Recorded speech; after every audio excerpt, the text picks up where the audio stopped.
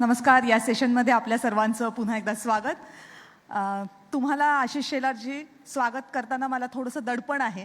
ते दडपण काय ते मी सांगते. त्याचं झालं असं की याच कार्यक्रमामध्ये महाराष्ट्राचा जाहीरनामामध्ये सकाळी महाराष्ट्राचे उपमुख्यमंत्री आणि भाजपचे राज्यातले ज्येष्ठ नेते देवेंद्र फडणवीस येऊन गेले. त्यामुळे त्यांना विचारलेले प्रश्न मला तुम्हाला विचारता येणार नाहीत आणि म्हणून माझी थोडीशी अडचण आहे. आत्ताच्या 2024च्या निवडणुकीला सामोरं जात असताना आशिष शेलार यांचं नाव घेतलं की माझ्या पुढे 2-3 गोष्टी येतात. त्या 2-3 गोष्टींमध्ये एक म्हणजे मुंबईची जबाबदारी घेणारे आशिष शेलार मला दिसतात. महाराष्ट्रामध्ये भाजपचे स्टार प्रचारक म्हणून जाणारे आशिष शेलार मला दिसतात. आणि स्वतःच्या मतदारसंघामध्ये आपल्या भावाच्या मतदारसंघामध्ये लढणारे आशिष शेलार सुद्धा दिसतात. या सगळ्या जबाबदाऱ्या पार पाडणं आशिष शेलार यांच्यासाठी सोपं आहे की आव्हानात्मक आहे, किंवा यातली कुठली जबाबदारी आव्हानात्मक आहे? जबाबदारी कुठली असली तरी ती आव्हानात्मकच असते असं मानणाऱ्यापैकी मी आहे. आणि प्रत्येक वेळेला प्रत्येक निवडणूक नवीन आव्हान घेऊन येत असते. त्याला वेगळ्या दिशेने वेगळ्या पद्धतीने पाहावं लागतं असं माझं मत आहे. एक कॉमन आहे की मी जमिनीवरचा कार्यकर्ता आहे आणि त्यामुळे मी जमिनीवर राहून काम करतो. तो माझ्या मतदारसंघात असेल, मुंबईतल्या 36 विधानसभांमध्ये असेल, भावाच्या मतदारसंघात असेल. स्टार प्रचारक वगैरे ठीक आहे, ते असतात यादी वगैरे, तर त्यात काही विशेष काही नसतं. आणि ओव्हरऑल महाराष्ट्राला माझी जबाबदारी आणि माझी आठवण महाराष्ट्र भाजपला बैठकांपुरता असते, तेवढं मी असतो. तुमच्या मतदारसंघामध्ये निर्धास्त आहात? मी आत्ताच म्हटलं कुठलीच निवडणूक ही मी लाईटली घेत नाही, म्हणजे त्याला आपण म्हणू सहजतेने घेत नाही. याचं कारण प्रत्येक निवडणुकीत मगाशी सुद्धा आपण चर्चा ऐकली की कुठला मुद्दा कधी कसा काय टर्न घेईल, तुम्ही काय बोललात, काय गेलं, काय समजलं, काय परसेप्ट झालं, या सगळ्या गोष्टी खूप कधी कधी तुमच्या मुळे घडतात, कधी कधी तुमच्यावर घडतात, कोणाच्या तरी मुळे. म्हणून या सगळ्यामध्ये दक्ष राहणं हे अतिशय आवश्यक असतं. आणि आम्हाला संघवाल्यांना तर दक्ष राहायची सवयच आहे. महाराष्ट्राचा जाहीरनामा या NDTV मराठीच्या पहिल्या कॉन्क्लेव्हमध्ये आपण बोलतोय. महाराष्ट्राच्या जाहीरनाम्यावर बरीच चर्चा झाली. तुमच्या अगोदर जसं मी सांगितलं फडणवीस साहेब बोलले, त्याच्यानंतर पंकजा मुंडे आल्या होत्या, त्याही बोलल्या. पण तुम्हाला बाकी मी महाराष्ट्राचा जाहीरनामा नाही विचारणार. मी तुम्हाला हे विचारेन की भाजपसाठी अत्यंत महत्त्वाच्या असलेल्या मुंबईचा जाहीरनामा काय आहे? काय दिसतात तुम्हाला मुंबईचे सगळ्यात महत्त्वाचे मुद्दे 2024च्या विधानसभा निवडणुकीला सामोरं जाताना? खऱ्या अर्थाने मुंबईकर ईज ऑफ लिव्हिंग मागतोय. मराठीत ते काय करायचं कदाचित माझ्यापेक्षा तुम्हाला किंवा अन्य सहकारी करू शकतील. पण ईज ऑफ लिव्हिंग म्हणजे त्याची सुरुवात झाली आहे. म्हणजे उपनगरीय रेल्वेतल्या प्रवाशांना थोडीशी मोकळीक मिळू शकते अशी सुरुवात मेट्रोने झाली आहे. मुंबईतले मेन महत्त्वाचे जे रस्ते आहेत त्याला पर्याय कोस्टल रोड मिळून ट्रॅफिक कंजेशनच्या विषयाला डिकंजेस्ट व्हायला सुरुवात झाली आहे. पण या सगळ्यात अजून बऱ्याच गोष्टी या मुंबईकरांना आंतरराष्ट्रीय स्वरूपाच्या जगण्यातल्या या हव्या आहेत. मोर नंबर ऑफ पार्किंग प्लेस हवे आहे, उच्च दाबाचं पाणी हवं आहे, पुरेसा वेळ मिळणारं पाणी अजून मिळत नाही आहे, वॉटर लिकेज अजून सापडत नाही आहेत. मुंबईत त्या ठिकाणी पर्यटन स्थळांचा विकास पाहिजे तेवढा अजून झाला आहे असं माझं मत नाही आहे. मुंबईच्या इन्फ्रास्ट्रक्चरमध्ये समुद्र मार्गाचा उपयोग अजून झालेला नाही आहे. ईस्टर्न कोस्ट जो आहे या ईस्टर्न कोस्टला अजून उपयोगात आणलेलं नाही आहे. मला वाटतं एक अजेंडा आहे आणि हेच आमचा जाहीरनामा आहे, हेच आमचं स्वप्न आहे आणि त्याच्यावर आम्ही काम करतो. आणि ते केंद्र सरकार, राज्य सरकार आणि येणाऱ्या काळात महानगरपालिका, मुंबईत महानगरपालिकेचा रोल मोठा आहे. त्यामुळे त्यात सुद्धा याच विचारांची आणि या पद्धतीने ईज ऑफ लिव्हिंगचा अजेंडा घेऊन चालणारी मंडळी आली पाहिजेत. आणि मग त्या अर्थाने मुंबईकरांना पुढच्या 5 वर्षामध्ये खूप मोठी प्रगती, विकास आणि ईज ऑफ लिव्हिंग देण्याची आमची भूमिका आहे. लोकसभेच्या निवडणुका काय फार दूरच्या नाही आहेत, अगदी नजीकच्या काळामध्ये आपण बघितलेल्या आहेत. भाजपाला अपेक्षित असलेलं यश लोकसभेच्या निवडणुकीमध्ये मिळू शकलं नाहीये आणि त्याच्यानंतर फार थोडा काळ गेला. पण त्या फार थोड्या काळामध्ये एक अर्थसंकल्प सादर झाला, त्यात वेगवेगळ्या योजना जाहीर झाल्या, त्यानंतर सरकारनं त्या योजना लोकांपर्यंत पोहोचाव्यात यासाठी अभूतपूर्व कार्यक्रम घेतले, ज्याला राज्याचे मुख्य नेते उपस्थित राहिले. या सगळ्यामुळं परिस्थिती आता थोडीशी सावरलेली दिसते. जे लोकसभेच्या आधीचं चित्र होतं ते बदललेलं दिसतंय महायुतीसाठी, भाजपसाठी. खरं आहे, आम्हाला अपेक्षित यश मिळालं नाही. आम्ही त्याचं अवलोकन केलं, आत्मचिंतन केलं, भाजप म्हणून पण केलं आणि NDA म्हणून म्हणजे महायुती म्हणून पण केलं आणि त्यातनं आम्ही बाहेर आलो आहोत. यात सगळ्यामध्ये एक महत्त्वाचा मुद्दा जो लक्षात आला तो म्हणजे फेक नरेटिव्हचा सुद्धा आहे. आणि मग या फेक नरेटिव्हमध्ये ज्याला आम्ही एका अर्थाने दुर्लक्षित केलं, आमची चूक आहे आणि त्यामध्ये बसलेला फटका मोठा होता. नंबर 2, ही निवडणूक महाराष्ट्रापुरता जर आमच्यापेक्षा आमच्या विरोधकांना यश चांगलं आलं असेल तर त्या 3 पक्षांच्या मेहनतीवर नाही आलं आहे, केवळ फेक नरेटिव्हवर नाही आलं आहे. आमच्या या सामाजिक आयुष्यामध्ये जगणाऱ्या काही संस्था, संघटना आणि त्यातले अर्बन नक्षल यांनी मिळून एकत्रित केलेला प्रयत्न, याचं सुद्धा त्यांना फायदा झाला, त्याला आम्ही कमी लेखलं. आणि मग या सगळ्यातून जेव्हा लक्षात असं आलं की अरे खरं बोलायचंच नसेल, रोज सकाळी 9 वाजता उठून काहीतरी विचित्रच बोलायचं आणि मग त्या अजेंड्यावर तो दिवस काढायचा आणि मेन अजेंड्यावर लोकांना येऊच द्यायचं नाही, मग हे बरोबर नाही. हे राजकारण म्हणूनही बरोबर नाही, राज्य म्हणूनही बरोबर नाही. आणि मग एक इकोसिस्टीम आहे. मग इथून सरोदे उठतील, तिथून वागळे उठतील, तिकडून अजून कोणतरी उठतील. ही इकोसिस्टीम, त्यातला जो अन्वयार्थ त्यांना काढून केवळ मोदी आणि भाजप नको या त्यांच्या काविळीपोटी त्यातनं एक नरेटिव्ह पूरक विरोधकांना निर्माण करतील, या सगळ्याला थेट उत्तर दिलं पाहिजे.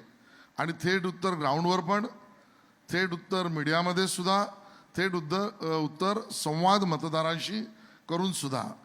हा भाग सुद्धा आम्ही सुधारला, योजनांचा भाग समोर आणला, त्या योजना पोचवण्याचा कार्यक्रम केला.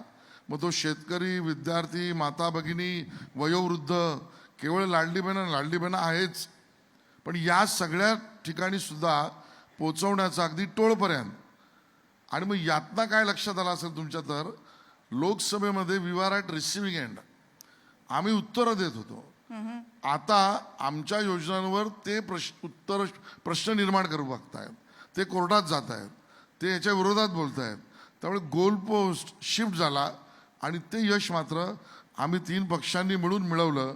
आणि यामध्ये मला असं वाटतं, जशी तिथे खोटं पसरवणारी इकोसिस्टीम कामाला लागली, तशी आमचं सत्य, आमच्याबद्दलची खरी चर्चा खाली जमिनीवर करणारी आमची सहकारी संघटना सुद्धा, अतिशय विचार संघटना प्रामाणिकतेने मदत करते, याचाही उल्लेख मला करावा लागेल. तुम्ही मगाशी त्या इकोसिस्टीम मध्ये बोललात, त्याच्यामध्ये काही संस्था म्हणालात आणि एक शब्द वापरलात की अर्बन नक्षलवाद. काय आहे हे नेमकं? नाही, खऱ्या अर्थाने कुठली व्यवस्था या देशातली व्यवस्था नाहीच. मग तुम्ही सुप्रीम कोर्ट घ्या, माझ्या बाजूने लागला तर तो बरोबर, अन्यथा ही सुप्रीम कोर्ट व्यवस्था चूक.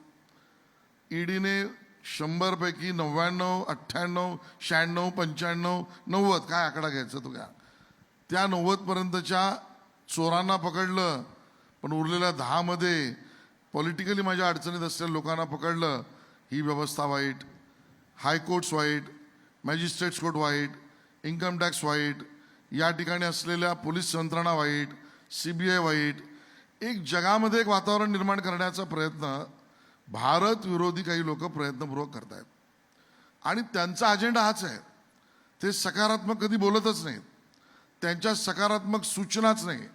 या देशात लोकशाहीच नाही, या देशातला पंतप्रधान लोकांशी बोलतच नाही, या देशामध्ये निवडणूक प्रक्रियाच नाही. मी असे तुम्हाला 150 मुद्दे सांगेन, म्हणजे NDTV नाहीच असंही ते म्हणतील. इथपर्यंतची चर्चा करणारी जी मंडळी आहेत, यांचा हेतू काय? की नॉन पॉलिटिकल? पण त्यांचा हेतू एकच आहे, या देशामधल्या ज्याला आपण मजबूत होणाऱ्या प्रतिमेवर जगामध्ये घालायचा.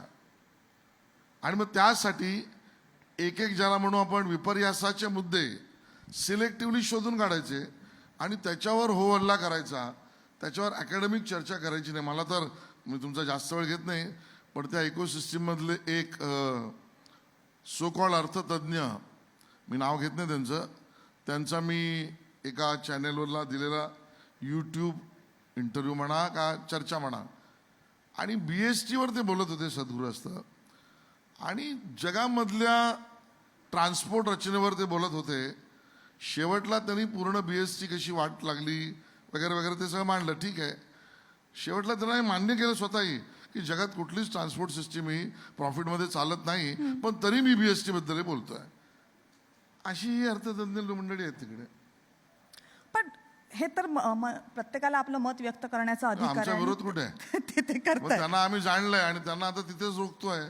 आज एका महान पंडिताने ट्विट टाकलाय, बाळासाहेबांचा ओरिजिनल मुस्लिम शिवसैनिक उमेदवार दिला. अरे चोपला होता त्यांना त्यांच्या कार्यालयात, त्याने आता त्याच्यावर ट्विट टाकलेलं. आता जाऊ दे, व्यक्तिगत मला कोणावर बोलायचं नाही. ठीक आहे. जागा वाटपाच्या मुद्द्याकडे येऊयात. लोकसभेमध्ये महायुतीच्या जागा वाटपाला बऱ्यापैकी उशीर झाला होता. अगदी शेवटच्या क्षणापर्यंत उमेदवाऱ्या दिल्या जात होत्या, काही वेळेला त्या बदलल्या गेल्या होत्या. कुठलं लोकसभेचं म्हणणं? लोकसभेला म्हटलं मी. त्याच्यातनं धडा घेऊन आता विधानसभेसाठी लवकरात लवकर जागा वाटप करण्याचा कल आहे महायुतीचा, कारण तुमची तर 99 जागांची यादी सगळ्यांच्या अगोदर आली. 99 नंतर आता दुसरी आली, पहिली यादी 99ची आली. जो 121 122 पर्यंत आम्ही आता आलोच आहोत. नाही, खरं आहे की लोकसभेमध्ये झालेला उशीर इट हॅज कॉस्ट अस, आणि त्यामुळे त्या चुका सुधारल्या. किती जागा अजून मिळतील भाजपला महायुतीमध्ये? तुम्ही आता हेडलाईनच करायची ठरवली आहे ना. तुम्ही आलात की मला अपेक्षा असतेच हेडलाईन मिळणार म्हणून. नाही, असं काही नाही, माझ्या हातात नाही ते. पण सर्वसाधारणतः 145 ते 155 भाजप राहील. 80-85 पर्यंत एकनाथजींची शिवसेना राहू शकते. 50-60च्या दरम्यान अजितदादांचा पक्ष राहील. थोडं इथे तिथे असं वाटतंय. इन्कम्बंटना तुम्ही जास्त प्राधान्य दिलेलं आहे. इतर कोणाला? इन्कम्बंट जे आधीचे आमदार होते त्यांनाच जास्त प्राधान्य दिलेलं आहे. मगाशी हा मुद्दा मी पोल पंडितच्या सेशनमध्ये पण विचारला होता की बाकीच्या राज्यांमध्ये जेव्हा भाजप बरेच प्रयोग करत असते, ते त्यांचे सर्वे करतात, त्यांचा एक अभ्यास असतो. मगाशी फडणवीसांनी सुद्धा सांगितलं की आम्ही एक मीटर लावलं होतं 50च्या पुढे जे गेले त्यांना. जास्तीत जास्त संख्येनं इन्कम्बंट उतरवणं, जे आत्ताचे आमदार आहेत त्यांना उतरवणं, हे फायद्याचं ठरेल महाराष्ट्रात असं वाटतंय? देवेंद्रजींनी काय उत्तर दिले मला माहित नाही. नाही, त्यांनी इन्कम्बंटना का दिलं असं त्याच्यावरचं उत्तर दिलं होतं. फक्त मला त्याच्यासाठीचं वाटतं योग्य पॅरामीटर. निर्णय घेतलाय. काय म्हटलं? योग्य निर्णय घेतलाय. पण तुम्हाला काय वाटतं? निर्णय योग्य आहे. लोकसभेच्या निवडणुकीमध्ये एक चर्चा झाली होती ती मुस्लिम मतांची, की काही मतदारसंघांमध्ये ती मुस्लिम मतं एकत्रित झाली. आधीच्या काही सेशनमध्ये जेव्हा हा मुद्दा आला त्यावेळेस असं कळलं की विधानसभेमध्ये तसाच पॅटर्न राहील याची काही खात्री नाही आहे म्हणून, किंवा तसं म्हणता येणार नाही आहे. लोकसभेच्या निवडणुकीत मुस्लिम मतं कन्सॉलिडेट होण्याला एकीकडे भाजपकडून वोट जिहाद असं म्हटलं गेलं, दुसरीकडे नितेश राणेंची मुस्लिम समुदायाच्या विरोधातली काही वक्तव्य आहेत जी माध्यमांमध्ये खूप चर्चेला आली. लोकसभेची परिस्थिती या सगळ्यामुळं बदलेल असं तुम्हाला वाटतं का, मुस्लिम वोट कन्सॉलिडेशन होण्याची? बघा, हा विषय थोडा गंभीर आहे. वोट जिहादला मी आत्ता तात्पुरता त्यावर बोलत नाही, थोड्या वेळाने मी त्याच्यावरही भाष्य करेन. पण मुस्लिम मतदारांनी ही ठरवायची वेळ आलेली आहे की त्यांनी भावनात्मक मुद्द्यांवरच मतदान करायचं का आपल्या येणाऱ्या पुढच्या पिढ्यांसाठी एक विकासाच्या प्रगतीच्या वाटेवर चालणाऱ्या यात्रेत सहभागी व्हायचं. आणि म्हणून विशेषतः मुस्लिम मतदारांना मी नम्रपणे आवाहन करीन की भावनात्मक मुद्द्यांचं एक महत्त्व असतं का, तर असतं. मी त्याला सरसकट टाळतो असं म्हणणार नाही, पण याचा कुठेतरी सुवर्ण मध्य गाठणं आवश्यक आहे. मी एकाच बाजूला राहीन असं परसेप्शन कुठल्याही जाती, भाषा, धर्म, लिंग किंवा अजून काही होणं हे लोकशाहीत त्या समाजाला तर पूरक नाहीच, पण लोकशाहीला घातक आहे. आणि म्हणून या अर्थाने विकासाच्या प्रगतीच्या वाटेत तुम्ही या, हे आव्हान मी आपल्या माध्यमातून मुस्लिम मतदारांना त्या ठिकाणी करीन. राहता राहिला आमच्या विरोधकांचा प्रयत्न, त्यांनी याचा उपयोग त्या निवडणूक काळामध्ये लोकसभेच्या आमच्या जे विरोधी मतदान करणार आहेत असं वाटणाऱ्या समाजाला जास्त असुरक्षित करणं. त्या असुरक्षित करण्यामध्ये काही गोष्टी आमच्याकडनं पण भले प्रमुख कोणीच केल्या नाहीत, पण झाल्या कुठल्या तरी स्तरावर. तो कदाचित खालचा स्तर असेल म्हणजे कार्यकर्त्यातला, पण त्याचा उपयोग करून एक असुरक्षिततेची भावना या मतदारांमध्ये वाढवली. आणि ते करताना कुठल्याही टोकापर्यंत जाऊन खोटं पसरवणं, ज्याला आम्ही फेक नरेटिव्ह म्हणतो, हे त्यावेळेला केलं गेलं. आणि त्याच्यातनं पडलेलं मतदान त्या समाजाचं जवळजवळ एकतर्फा पडलं. आणि जवळजवळ लोकसभेत, एका लोकसभेत 6 विधानसभा येत असतील तर त्यातल्या एका विधानसभेत इतकं एकतर्फा झालं की 5 विधानसभेमध्ये मिळालेल्या यशाला धुवून टाकून या एकतर्फा मतदानाने आमच्या झोळीत पराभव टाकला. याला आम्ही वोट जिहाद म्हणतोय. आणि म्हणून या वोट जिहादला थांबवायचं असेल तर माझं तर विनंती आहे की आता मुस्लिम मतदारांनीच पुढे यावं. आम्ही तुमचं स्वागत करायला तयार आहोत. पण तुम्ही हे म्हणताय, पण लोकसभेच्या निवडणुकीनंतर त्या मतदानाला वोट जिहाद म्हणणं किंवा जो मी उल्लेख केला नितेश राणेंकडची वक्तव्य येणं, ते घुसघुस के मारेंगे वगैरे जे काय होतं ते, याने परिस्थिती सुधारण्याकडे कल आहे का? कारण याने बिघडूच शकणार आहे ना. म्हणजे जर जाणवलं होतं की वोट जिहाद आहे तर तो आणखीन तीव्र करण्याचा हा प्रयत्न झाला का पक्षाकडनं? ते सॅटिस्फाय कर. जर तुम्ही म्हणता की सुरक्षिततेची भावना नव्हती तर या वक्तव्यांनी ती भावना सुरक्षिततेची कशी होणार? 2 गोष्टी तुम्ही एकत्र विचारल्यात. राणेंच्या वक्तव्यावर मी भाष्यच केलं नाही आणि त्यामुळे मी त्याच्याशी संदर्भित अगोदरचं माझं विवेचन नाही. राहता राहिला विषय वोट जिहाद हे सत्य समाजासमोर आणणे लोकशाहीला पूरक आहे. त्या लोकशाहीवर भरोसा करणाऱ्या, प्रेम करणाऱ्या बहुसंख्य भारतीय समाजाला अशा पद्धतीने मांडणी केली जाते, असं असुरक्षित केलं जातं आणि अशी मतं मिळवली जातात, हे सांगणे आमचं कर्तव्य आहे. आणि म्हणून ते कर्तव्य करणं याचे फायदेच होतील. ओके, तुमच्या दृष्टीने हे फायदेशीर होणार आहे. ओके, पुढच्या मुद्द्याकडे येऊयात. बऱ्याचशा ठिकाणी बाहेरून आलेल्या उमेदवारांना संधी दिली जाते अशी तक्रार होती आहे आणि निष्ठावंतांना डावललं जाते अशी तक्रार होती. सुधीर मुनगंटीवारांनी पण विदर्भातल्या काही मतदारसंघांच्या बाबतीमध्ये ते म्हटलंय. घराणेशाही, बाहेरून आलेले उमेदवार यामुळे भाजपचा मूळ जो कोर कार्यकर्ता आहे किंवा जो गेल्या अनेक वर्षांपासून वाट पाहतोय मला कधी संधी मिळेल, नाराज होणार नाही, त्याची काही भीती वाटत नाही पक्षाला? नाही, मुळामध्ये याचं उत्तर देतोच मी. मग पवार साहेब आमच्या कारंजातल्या पाटणी नावाचे जे आमचे आमदार दुर्दैवाने आमच्यात नाहीत आता, त्यांच्या मुलाला घ्यायला का गेले? सुषमा अंधारे आता उद्धव ठाकरेंना जवळच्या का वाटायला लागल्या? कोणाकडे ओरिजिनल आहे जे आम्हाला विचारतायत? त्यांनी पहिलं तर त्यांच्या गरिबांमध्ये तर बघावं. त्यांच्या घरातलेच त्यांना ओरिजिनल वाटत नाहीत. पवारांना त्यांच्या घरातला माणूस ओरिजिनल वाटत नाही, उद्धवजींना त्यांचा चुलत भाऊ ओरिजिनल वाटत नाही. तुम्ही आम्हाला का प्रश्न विचारताय? ते तर एका मालकाचे पक्ष आहेत, एका व्यक्तीचे, एका मालकाचे पक्ष. आम्ही तर सरसकट मोकळा पक्ष आहे. हा लोकशाहीतला पक्ष आहे, हे कोणाच्या मालकीचा पक्षच नाही आहे. त्यामुळे आमच्या बरोबर जो येईल, बघा संघामध्ये आमच्याकडे 2 प्रकारचे स्वयंसेवक आहेत असं आम्ही नेहमी म्हणतो. एक जो आज आहे तो आणि एक जो उद्या येणार आहे तो. म्हणजे जो आज नाही तो उद्या येईल. आता मी नाव घेत नाही, नंतर ती पण हेडलाईन होईल. त्यामुळे स्वयंसेवक आम्ही आमचं काम करत राहणार. हो, काही प्रयोग फसतात हे मात्र नक्की आहे आणि काही ठिकाणी प्रयोग न केलेले बरे अशी नावं असतात. या 2 गोष्टी ज्या आहेत, या 2 गोष्टी मी मान्य करतो. पण आता ज्यांनी आम्हाला प्रश्न विचारले, आता आम्हाला विचारत होते वॉशिंग मशीन, मग आता सुप्रियाताईंना विचारू काय की हर्षवर्धन काय निर्मा आहे?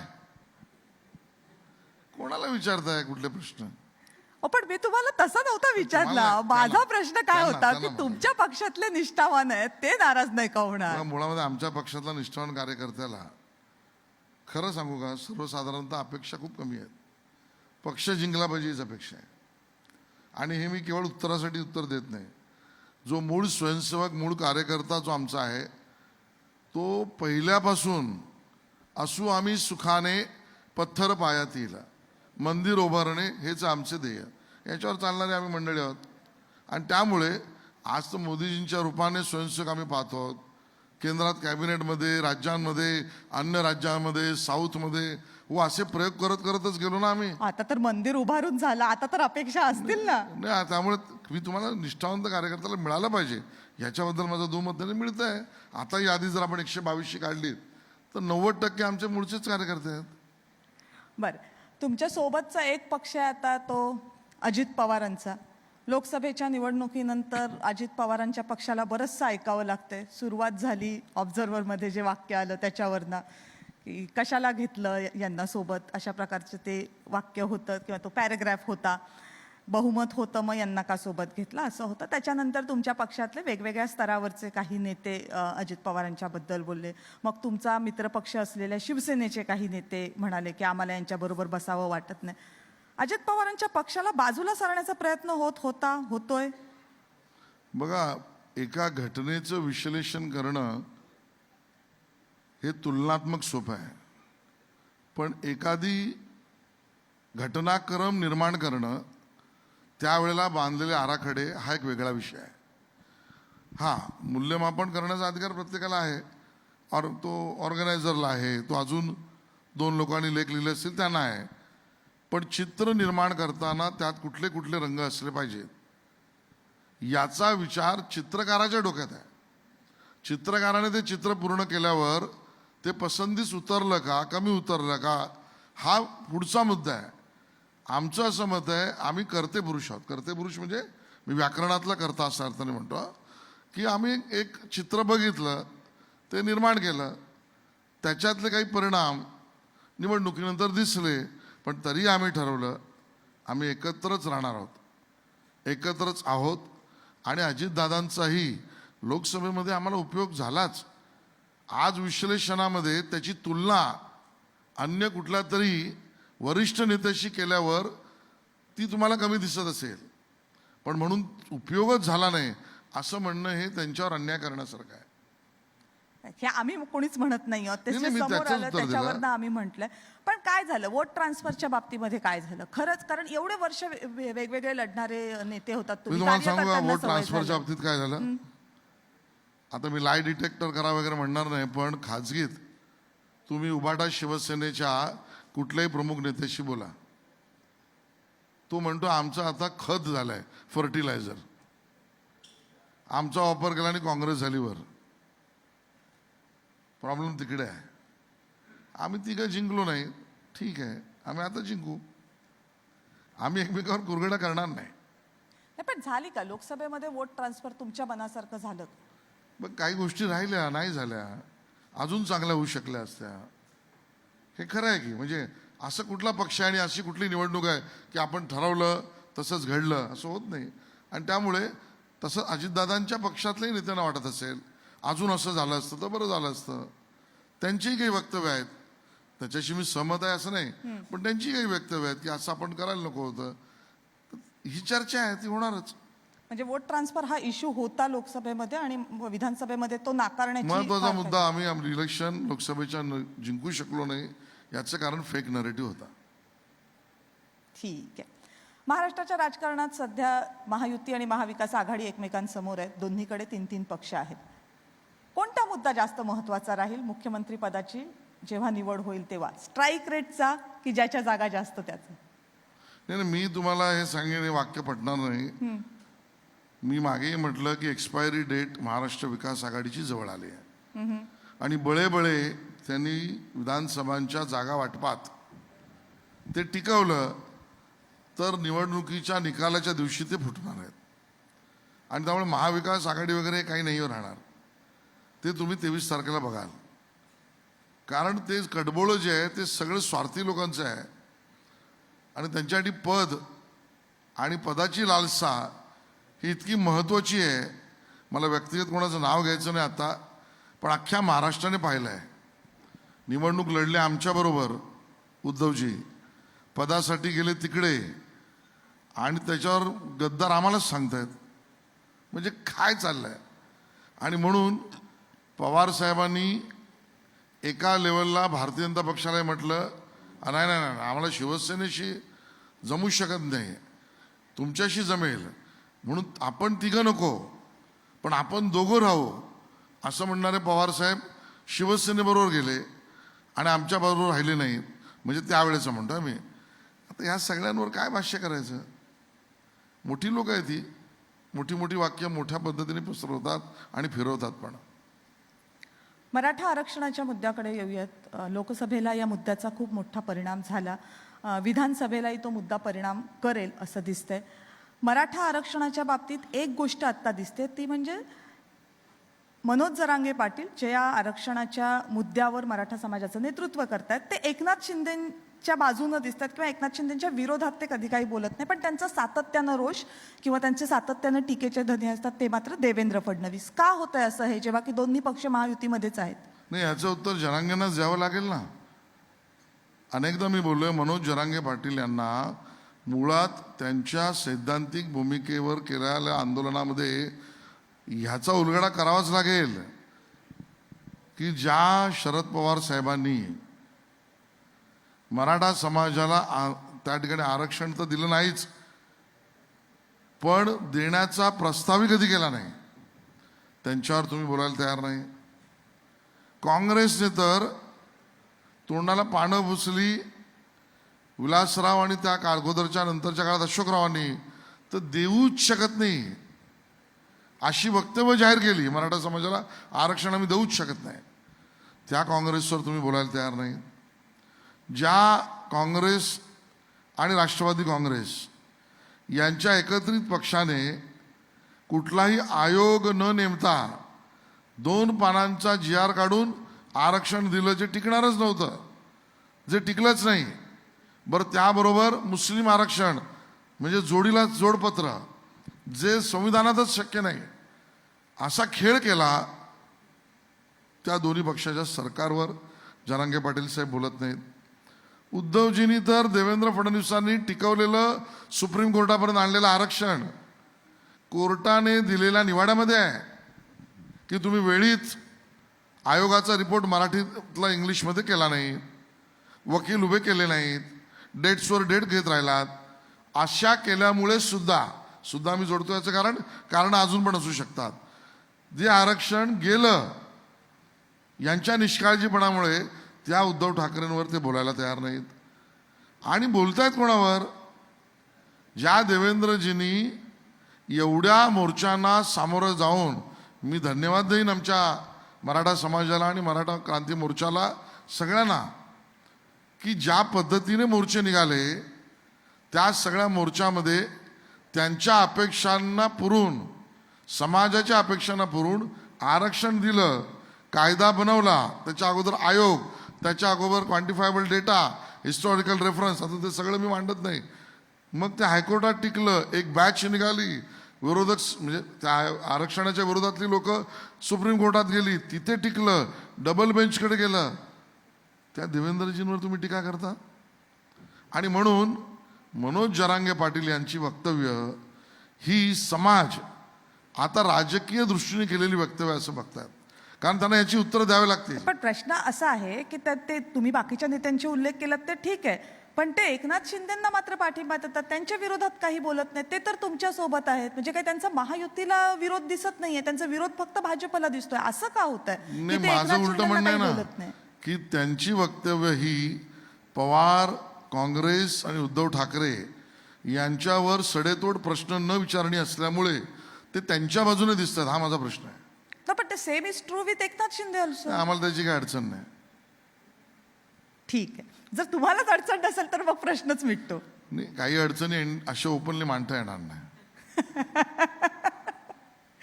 मगाशी तुम्ही म्हणालात की 2024 नंतर महाविकास आघाडी राहणार नाही, म्हणून राहणार नाही इन द सेन्स की त्यांचं अस्तित्व कमी होईल म्हणून. नाही, फुटेल. महाराष्ट्रात सध्या चर्चा सुरू आहे पडद्याआड पॉलिटिकल रिअलाइनमेंटची. हे त्याचे संकेत आहेत. It is too early. ठीक आहे, जर या प्रश्नाचं उत्तर इट इज टू अर्ली असेल तर मी आणखीन थोडंसं फिरवून विचारते, कदाचित मला हेडलाईन मिळेल जसं तुम्ही म्हणतात तसं. महाराष्ट्रामधले आत्ता लढणारे 3 पक्ष दोन्ही बाजूंनी हे विधानसभेच्या निवडणुकीनंतर सगळे एकत्र असतील का? इकडचे 3 एकत्र आणि इकडचे 3 एकत्र? आमच्याबद्दल काही अडचण नाही. यू टर्न म्हणजे उद्धव टर्न मारण्यामध्ये ते एक्सपर्ट आहेत. ओके, जर तसं असेल तर मग नवीन अलाइनमेंट दिसते असं आम्ही म्हणायचं, ज्या चर्चा सुरू आहेत. लोकशाही आहे, लोकशाहीत सगळ्या गोष्टी होत असतात, चर्चा होत असतात, लोकांना भेटत असतात. आज तरी चित्र मी तुम्हाला स्पष्ट सांगू का, मला तरी आज मी पण काही बैठकांमध्ये महाराष्ट्रात गेलोय, काही लोकांशी बोलतोय. महायुतीचं सरकार निर्भेळपणे येईल, क्लिअर मेजॉरिटीने येईल आणि ते महायुतीचं म्हणजे भाजप, एकनाथ शिंदे शिवसेना आणि अजितदादा पवारांची काँग्रेस, राष्ट्रवादी काँग्रेस आणि RPI रामदास आठवले आणि अन्य पक्ष. लोकांना भेटत असतात, याच्यामध्ये भाजप आणि शिवसेना उद्धव ठाकरे गटाचे नेते सुद्धा येत आहेत. नाही, मला याची माहीत नाही. Thank you very much. बऱ्याच प्रश्नांना तुम्ही विधानसभा निवडणुका तोंडावर असल्यामुळं अगदी 1 किंवा 2 शब्दांमध्ये टोलवलं, जी तुमची खरं तर स्टाईल नाही आहे. त्याच्यामुळे माझी अपेक्षा आहे की इलेक्शन झाल्यानंतर, रिझल्ट आल्यानंतर जो जरूर. कॉन्क्लेव्ह येईल त्याच्यामधला इंटरव्ह्यू मात्र आणखीन थोडा विस्तृत होईल.